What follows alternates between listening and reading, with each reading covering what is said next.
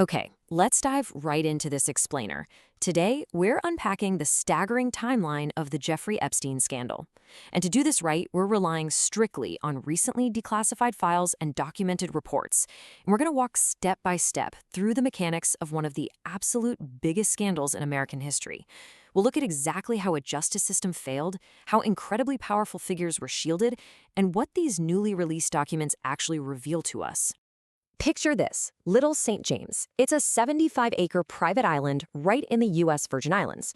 On a map, it looks like an absolute utopia. You've got a palatial luxury bungalow, multiple guest villas, massive swimming pools, even a private helipad, the whole shebang.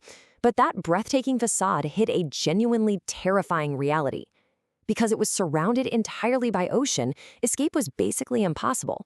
The source material actually reports a chilling incident where a 15-year-old girl tried to swim away, only to be caught and have her passport confiscated. Section 1. The Dark Island. To really wrap our heads around how deep the horrors of Little St. James go, we first have to look at the massive scale of the disparity between the perpetrator and his victims. According to the reports, Jeffrey Epstein, who went from being a Brooklyn math teacher to a multimillionaire financial advisor, purchased this island for roughly $8 billion. It essentially became a private playground for the global elite. He entertained a dizzying list of powerful figures. We're talking Prince Andrew, Stephen Hawking, comedians like Chris Tucker, and politicians like Bill Clinton and Ehud Barak. But while the world's billionaires partied, the residents of the neighboring islands groomily called the place Pedophile Island. And the reason is horrifying. It was the epicenter for the trafficking and severe sexual abuse of highly vulnerable 12 to 17-year-old girls. This ruthlessly efficient operation was finally brought to light by a 2005 police complaint down in Palm Beach, Florida. A 14-year-old girl reported being lured by a classmate to a wealthy man's house. The offer? A simple massage job paying $200 to $300. But instead, she was met by Epstein in a trowel and assaulted. When investigators dug in, they uncovered what was literally a highly organized pyramid scheme. Epstein targeted vulnerable orphans and low-income teens. Once they were victimized, these girls were offered extra money to recruit their friends, which created this endless chain that police just struggled to keep up with. Section 2. The Secret Legal Deal. Now, by May 2006, local police had tracked dozens of victims. They had built a formidable case. The FBI stepped in and launched Operation Leap Year, building a robust 53-page report that really should have put Epstein away for life. But instead, the justice system completely folded. Let's look at the timeline here, because this is where the story takes a truly dark turn. Facing major international sex trafficking charges, Epstein's lawyers worked out a deal with Miami federal attorney Alexander Acosta. Acosta engineered a totally secret arrangement where Epstein pleaded guilty to just 2 minor prostitution charges. He was handed a mere 18-month sentence in a luxury jail wing. Get this, he was allowed to leave for 12 hours a day, 6 days a week, just to go work at his office. And even worse, the deal secured blanket immunity from federal prosecution for all of his accomplices. What's absolutely wild here is that the victims were kept entirely in the dark about this. In the United States, it is a strict legal mandate to notify victims of plea agreements like this. Yet, the deal was sealed. Epstein served just 13 months before being released early in 2009, going right back to his private jets and lavish parties untouched. And just as a factual side note, Alexander Acosta would later become the Secretary of Labor during Donald Trump's first presidential term. Section 3. Rearrest and Suspicious Death. So for nearly a decade, the man essentially walked free. That is, until a relentless investigative journalist named Julie K. Brown from the Miami Herald decided to dig back into the case. She published a massive 2018 expose that identified over 80 potential victims and detailed the sheer scale of this perversion of justice. The immense public pressure from that reporting led directly to his downfall. He was rearrested in July 2019 on severe federal sex trafficking charges, and he was staring down up to 45 years in prison. But before he could even face a jury, on August 10, 2019, he was found dead in his jail cell. Now, the official ruling was suicide by bedsheet. However, these circumstances were, to say the least, incredibly suspicious. He was housed completely alone in his cell that night, and the security cameras monitoring his area were mysteriously broken due to quote-unquote technical problems. As you might expect, those glaring anomalies fueled explosive conspiracy theories across the entire political spectrum. The phrase "Epstein didn't kill himself" literally became a viral phenomenon overnight. Supporters of Donald Trump heavily promoted the theory that Epstein was murdered, with some even claiming that Bill Clinton had Epstein assassinated to protect damaging secrets. Section 4. A political campaign weapon.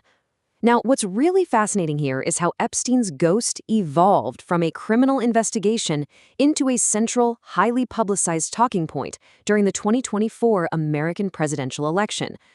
Let's compare the promises to the reality. During the campaign, Donald Trump promised to fully declassify and release the Epstein Files if elected. But jump to July 2025. After taking office, Trump's Justice Department abruptly announced that no definitive client list actually existed and halted any further file releases. Trump himself took a massive U-turn on the issue, suddenly calling it a boring Democrat hoax that the FBI shouldn't waste time on. This stark reversal left even his most fervent supporters deeply suspicious. Elon Musk, for example, briefly tweeted and then deleted speculation that Trump's own name might be the reason for the sudden delay. Section 5. Connections in the files. So, driven by immense public outrage over this reversal, we saw a rare moment of bipartisan unity. Both Republicans and Democrats bypassed the usual political gridlock, and the U.S. Congress forced the release of these files through a November 2025 bill. President Trump was forced to sign it, completely stripping away the political maneuvering.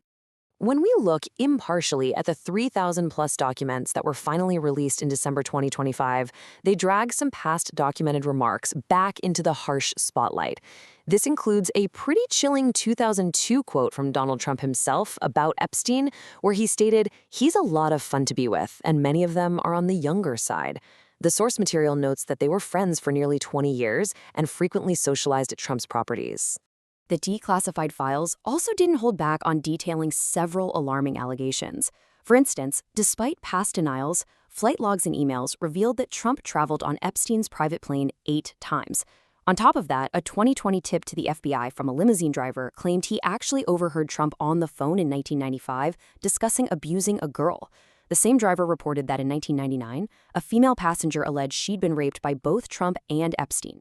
The source also notes claims from a model named Stacey Williams, who alleged that in 1993, Trump touched her inappropriately at Trump Tower while Epstein just watched approvingly.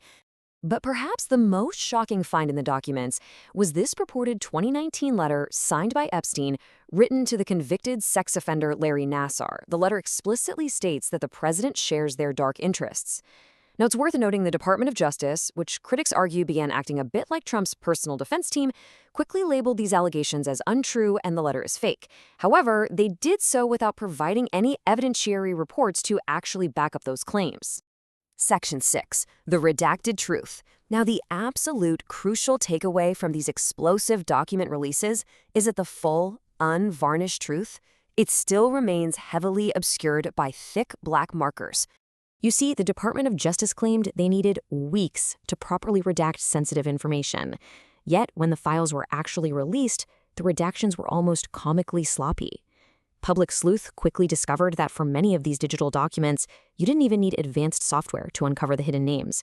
You could literally just highlight the blacked out text with your mouse, copy it, and paste it into a new document to read exactly what was hiding underneath. And that brings us to the absolute most staggering figure of this entire explainer. While a few thousand documents have sparked massive controversy and implicated some very powerful figures, there are still over 1 million documents completely locked away from the public eye. So as we wait to see which billionaires, politicians, or world leaders might be implicated next, we really have to ask ourselves, if this is what the government was literally forced to show us, what other terrifying truths are hiding just beneath the black ink of those 1 million unreleased files? Thanks so much for joining me on this explainer, and stay curious.